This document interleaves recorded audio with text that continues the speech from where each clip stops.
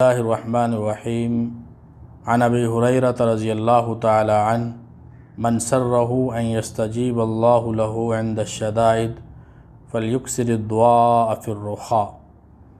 نبی کریم صلی اللہ علیہ وسلم نے فرمایا کہ جو آدمی یہ چاہتا ہے کہ پریشانیوں اور تنگیوں کے وقت اللہ تعالیٰ اس کی دعا قبول فرمائے تو اس کو چاہیے کہ عافیت اور خوشحالی کے زمانہ میں دعا زیادہ کیا کرے۔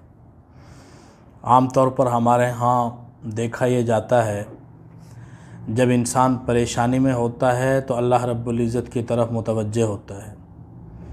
ہمارے اوپر کوئی پریشانی آ جائے، کوئی مصیبت آ جائے، کوئی حال آ جائے، کسی آزمائش میں مبتلا ہو جائیں تو ہم اللہ رب العزت کی طرف متوجہ ہو جاتے ہیں، پھر دعائیں بھی خوب کرتے ہیں، آہوزاری بھی کرتے ہیں، اللہ تعالیٰ سے توبہ و استغفار بھی کرتے ہیں۔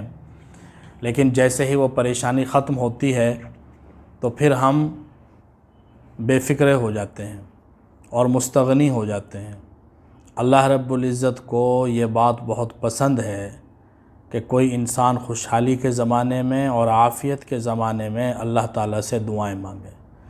جو آدمی اللہ کے دربار میں حاضر باش رہتا ہے خوشحالی کے زمانے میں، عافیت کے زمانے میں، تو پریشانی کے عالم میں اللہ رب العزت پھر اس کی مدد فرماتے ہیں، اس کی دعا کو جلدی قبول فرماتے ہیں۔ ویسے بھی عام دستور ہے، ایک آدمی کسی کے پاس کبھی جاتا ہی نہیں ہے، کوئی مجبوری بن گئی، کوئی پریشانی آ گئی اور جا کر اس کے سامنے اپنی تکلیف رکھی تو عام طور پر وہ تکلیف دور کرنے پر راضی نہیں ہوتا، اس کی بات ماننے کے لیے تیار نہیں ہوتا۔ لیکن جہاں تعلق ہوتا ہے، ہر حال میں آنا جانا ہوتا ہے، ملنا جلنا رہتا ہے، پرانی رفاقت ہوتی ہے، تو آدمی فوراً سے پریشانی کو دیکھ کر اس کی پریشانی کو دور کرنے کے لیے فکر مند ہو جاتا ہے۔ تو بلا تمثیل اللہ رب العزت بھی جب ایک انسان اس کی طرف خوشحالی کے زمانے میں، عافیت کے زمانے میں متوجہ رہتا ہے تو اللہ رب العزت اس کی اس حاضر باشی کی بنیاد پر، خوشحالی کے زمانے میں جو اس نے اللہ تعالیٰ سے دعائیں کیں ان کی بنیاد پر پریشانی کے عالم میں اس کی دعاؤں کو جلدی قبول فرماتے ہیں۔ ہمارا حال یہ ہے کہ وہ پریشانی آئی تو اللہ تعالیٰ کی طرف متوجہ ہو گئے، پریشانی چلی گئی تو اللہ تعالیٰ کی طرف سے توجہ بھی ہٹ گئی۔ تو آپ صلی اللہ علیہ وسلم نے فرمایا کہ خوشحالی اور عافیت کے زمانے میں جو انسان اللہ تعالیٰ سے دعا کرے گا تو اللہ رب العزت اس کی دعا کو قبول فرمائیں گے۔ جو یہ چاہتا ہے کہ اس کی دعا قبول ہو جائے، وہ عافیت کے زمانے میں، خوشحالی کے زمانے میں اللہ رب العزت کی طرف متوجہ ہو۔ حضور صلی اللہ علیہ وسلم نے فرمایا کہ دعا عبادت کا مغز ہے، الدعاء مخ العبادہ، دعا عبادت کا مغز ہے۔ انسان کی پیدائش کا مقصد کیا ہے؟ اللہ رب العزت کی عبادت کرنا، اللہ رب العزت کی معرفت حاصل کرنا، اللہ تعالیٰ کی عبادت کرنا۔ وما خلقت الجن والانس الا لیعبدون، ہم نے انسانوں اور جنات کو اپنی عبادت کے لیے پیدا کیا۔ الا لیعبدون اے الا لیعرفون، اللہ تعالیٰ چاہتے ہیں کہ میرا بندہ میری معرفت حاصل کرے، عاجزی کے ساتھ زندگی گزارے اور تذلل کے ساتھ زندگی گزارے، اور یہ جو مقصد ہے یہ دعا میں سب سے زیادہ حاصل ہوتا ہے۔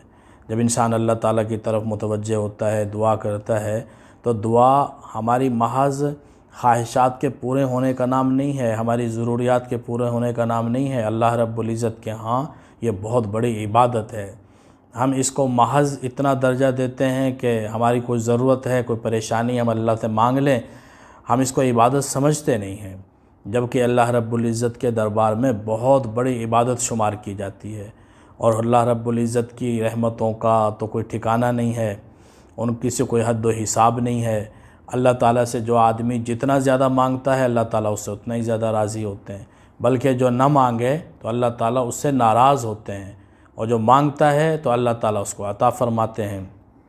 پھر اس کے کرم اور اس کی نوازشات کا کوئی ٹھکانہ نہیں ہے۔ وہ تو ہر وقت چاہتا ہے کہ میرے بندے مجھ سے مانگیں اور میں ان کو عطا کروں۔ تیری عظمتوں سے ہوں بے خبر، یہ میری نظر کا قصور ہے، تیری عظمتوں سے ہوں بے خبر، یہ میری نظر کا قصور ہے۔ تیری راہ گزر میں قدم قدم کہیں عرش ہے، کہیں طور ہے، یہ بجا ہے مالک بندگی، میری بندگی میں قصور ہے۔ یہ خطا ہے میری خطا مگر تیرا نام بھی تو غفور ہے۔ یہ بتا کہ تجھ سے ملوں کہاں، مجھے ملنا تجھ سے ضرور ہے، کہیں دل کی شرط نہ ڈالنا، ابھی دل نگاہوں سے دور ہے۔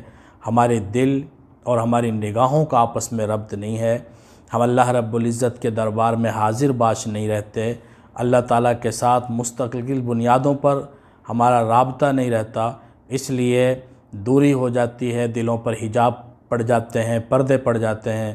تو ہمیں کوشش کرنی چاہیے کہ خوشحالی کے زمانے میں اللہ تعالیٰ سے مانگیں، عافیت کے زمانے میں اللہ تعالیٰ سے مانگیں۔ اگر خدا نہ خواستہ کبھی زندگی میں مصیبت اور پریشانی آئی اور تب اللہ تعالیٰ کے دربار میں ہاتھ اٹھائے تو اللہ تعالیٰ مایوس نہیں فرمائیں گے اور ہاتھوں کو خالی نہیں لوٹائیں گے۔ تو جتنے لوگ عافیت میں ہیں، خوشحالی میں ہیں، اللہ تعالیٰ سے دعا کرنی چاہیے۔ اور کسی نہ کسی معاملے میں تو انسان بہرحال عافیت میں ہوتا ہی ہے، کسی نہ کسی اعتبار سے تو انسان خوشحال ہوتا ہی ہے۔ کوئی بھی دنیا کا انسان ایسا نہیں ہے کہ جو ہر اعتبار سے پریشانی میں ہو۔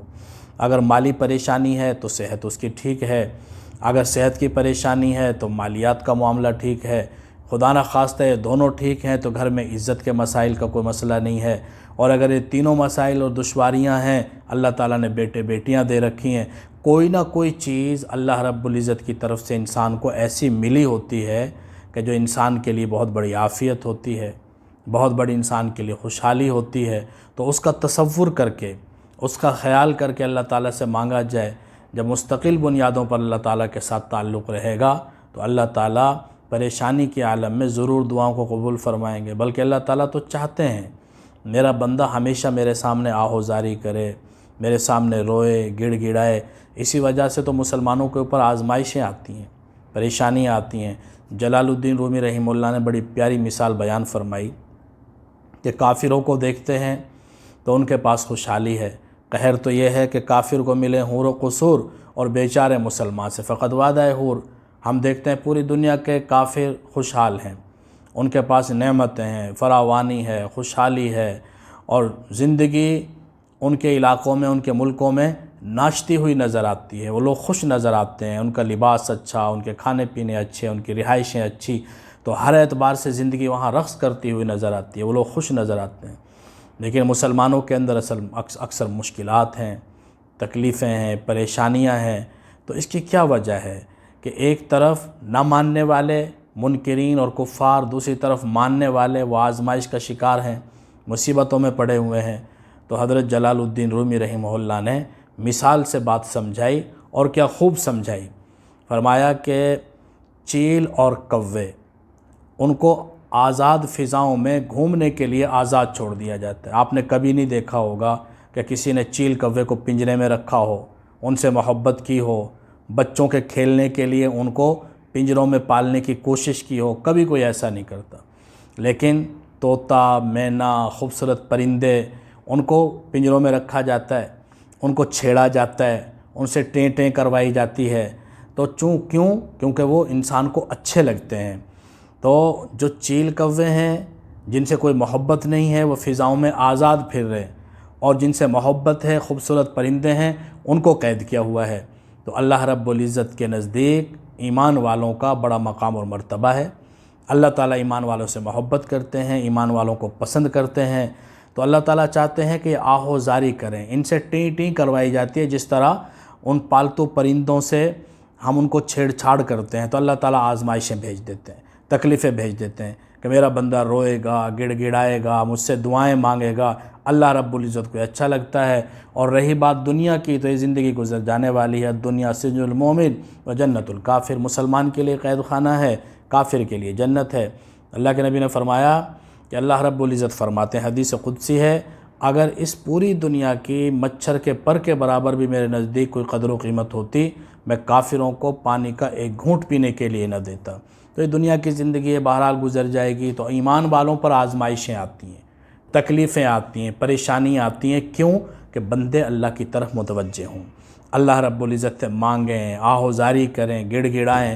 تو ہمیں اپنی زندگی کا معمول بنانا چاہیے اللہ تعالیٰ سے دعا مانگنا، صرف اس وجہ سے نہیں کہ ہم بیمار ہیں، صرف اس وجہ سے نہیں کہ ہمارے اوپر مالی پریشانی آ گئی ہے، صرف اس وجہ سے نہیں کہ ہمارا کوئی فوت ہو گیا ہے، صرف اس وجہ سے نہیں کہ ہمارا دل پریشان رہتا ہے، بلکہ اس کو عبادت سمجھ کے، اللہ تعالیٰ کا قرب سمجھ کے، اللہ تعالیٰ کی نزدیکی حاصل کرنے کے لیے۔ اور پھر آپ علیہ الصلوۃ والسلام کی خوشخبری تو ہے کہ جو آدمی خوشحالی کے زمانے میں، عافیت کے زمانے میں اللہ رب العزت سے دعا کرے گا تو اللہ تعالیٰ پریشانی کی عالم میں اس کی دستگیری فرمائیں گے۔ اللہ تعالیٰ عمل کی توفیق نصیب فرمائے۔ وما علینا الا البلاغ۔